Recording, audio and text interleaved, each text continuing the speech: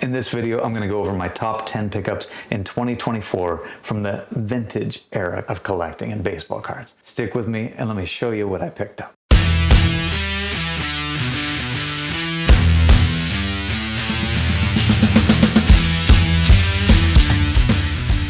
What is going on, everybody? Thanks for joining me back on my channel, Brutus on Baseball. Like I said, today's video, I'm going to go through the top 10 pickups that I got in 2024 from what I call the vintage era. I will get this off my chest right away. These are not all vintage cards. A lot of them are from the junk wax era. And there's a lot of debate as well about where that vintage cutoff really starts. Some people say the end of the 60s was the end of the vintage era. Some people say 1980. Others have pushed it up, included up to 1989. I'm not here to argue at all about which cards count as vintage versus not. This is just me being able to split up what I collected in 2024 between modern cards and more vintage cards. And I set that division at the year 2000. So the video I put out last week was my modern era collection pickups in 2024. And that's any card from 2000 and after. And this video is my top 10 pickups from 2024 for 1999 and before. So with that out of the way, I hope you enjoy checking out my top 10 pickups from pre-1999. It is always tough to settle onto just a top 10. There's always a couple that I wish that I could include, but I just can't really find space for them. And usually they're the ones that I really am proud of being able to find or pick up, but they're just not that great or iconic of a card, or the population is a little bit higher, but I just was happy to be able to pick one up. So I'm going to start with a couple of those honorable mentions. And the first on that list is picking up some key Billy Wagner rookie cards in 2024.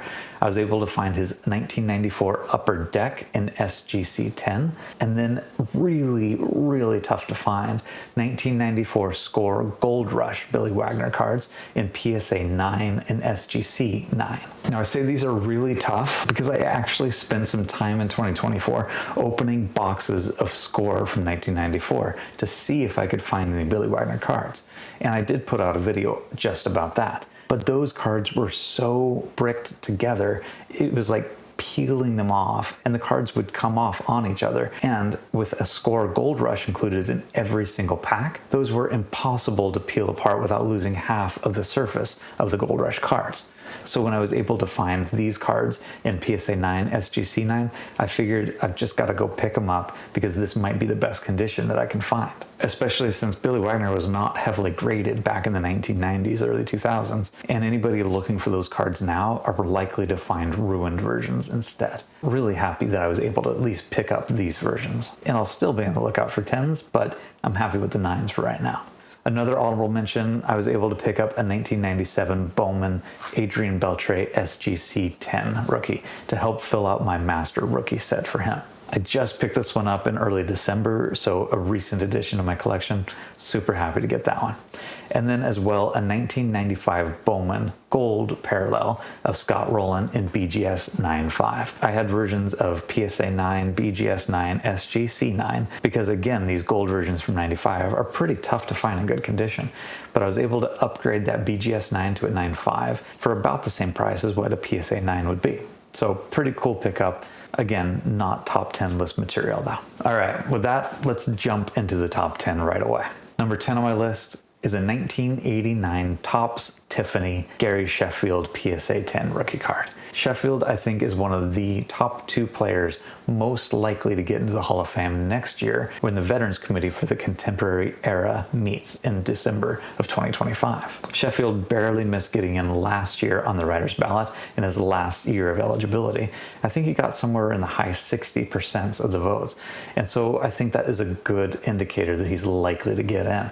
A lot of people complain about the PEDs, but if you really look into his story, there's not a whole lot of allegations there. Just the one off season where he worked out with Barry Bonds, admitted to using something unknowingly, and never had anything come up again in his career. Whether you believe him or not, he was a fantastic player, and I think has a really good chance of getting in next year. And between his Bowman Tiffany and his Topps Tiffany, I think this is probably his best rookie card. So excited to add it in 2024. The next one on my list, This one was super exciting for me because I actually had it on my list of goals for 2024 and I was able to get it. And that is the 1983 Donruss Wade Boggs in SGC 10. These were pretty hard to find, but for some reason in 2024, they kept on popping up here and there, and I was finally able to bring one home. But what was most exciting for me on this one is it was the last card that I needed to fully complete my Wade Boggs Master Rookie Card set. I now have his Donruss, Fleer, and Topps in PSA 10, BGS 95, and SGC 10 or 98. Most of those cards I got a long time ago when they were way cheaper, but super excited to finally cross Wade Boggs off my list of needs for rookie cards. Next up on my list, number 8, is a 1993 Stadium Club Murphy Derek Jeter in PSA 10. This was the last card that I needed out of Derek Jeter's rookie cards for the PSA set registry. I'm still missing some BGS and SGC of his rookie cards, but this is the last one that I needed to fill out PSA. So pretty excited to get that one as well this year. Number 7 on my list is the 1987 Fleer Glossy Barry Bonds PSA 10 rookie card. I've got most of Barry Bonds rookie cards, but I don't have the Glossies, the Tiffany's, things like that.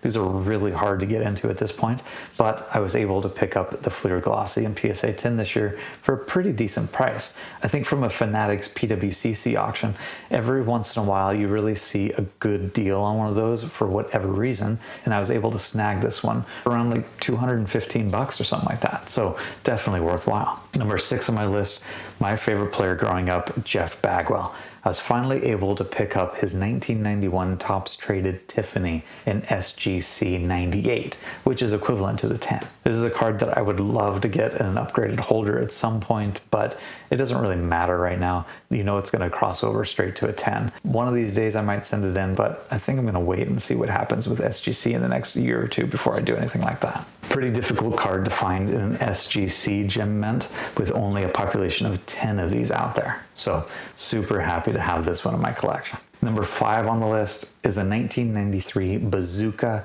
Todd Dalton in SGC 10. I actually made a video about this one almost a year ago now.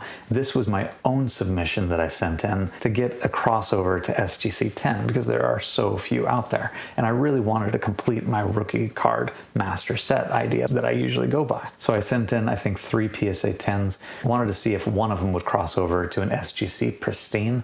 None of them did. So SGC really helped me out. Great customer service as always, and helped me pick one card that would cross over to an SGC 10, leaving the other 2 in PSA 10 holders still. Population of only 2 now for the Bazooka SGC 10s for Todd Dalton, and I've still got the PSA 10s that I wanted as well. So really great help from SGC. Could not say more about their customer service at the very least. The number 4 pickup is a recent one. I just got it in early December as well, and it's another one that I'm super stoked about because it was on my goals list for 2024 and I managed to accomplish it. And that is a 1985 Fleer Kirby Puckett SGC 10 gem mint. Again, a card with a really low population of only 9 SGC 10s out there, and so one of them has been really hard for me to track down over the years, but I was able to finally add it just this month to my collection.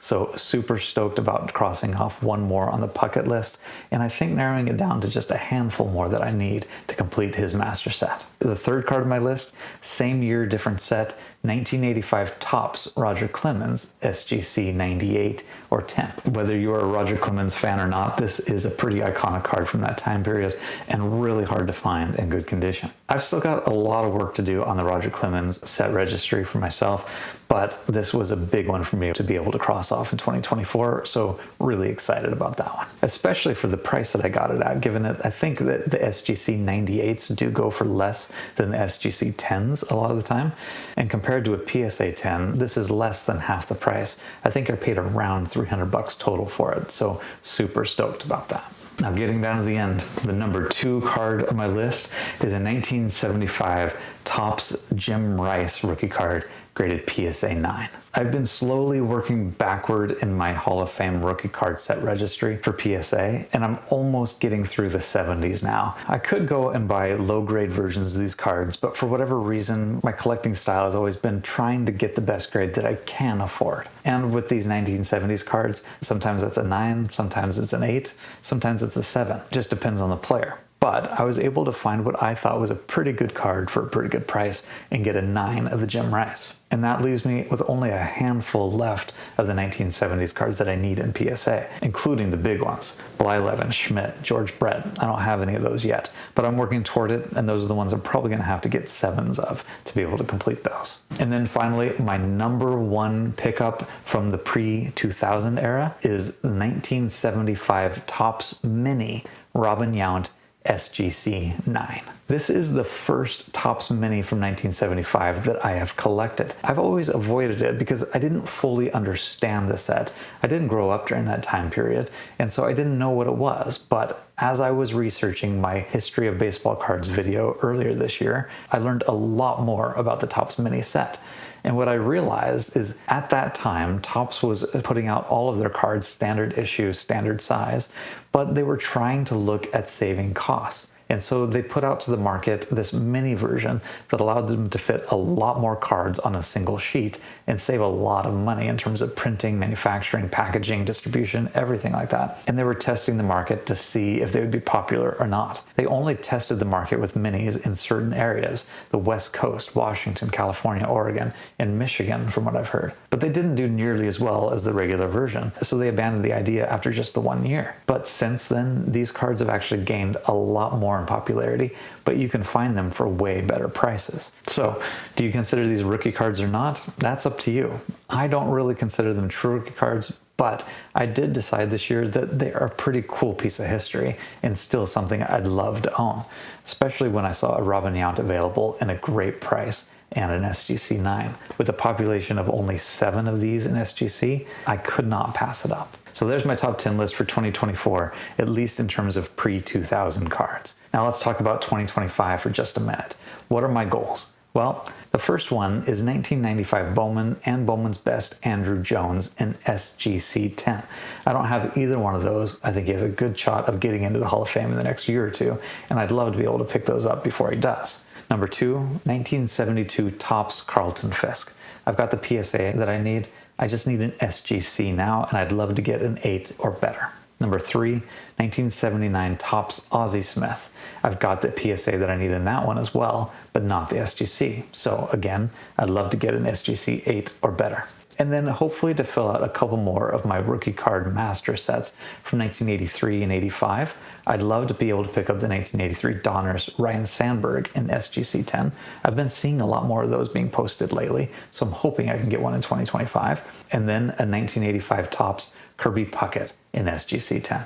I just got the Fleer, so why not hope that I can get the tops of the same grade in 2025. So that's it for me. Thanks for joining me and going through my top 10 list for pre-2000 pickups from 2024. Check out my video from last week that I put out for modern collecting if you haven't seen that one yet. And I'll come back at you in the next week or two to talk about the 2025 Hall of Fame announcement coming up. In the meantime, keep talking baseball, take care of yourselves, and we'll see you around.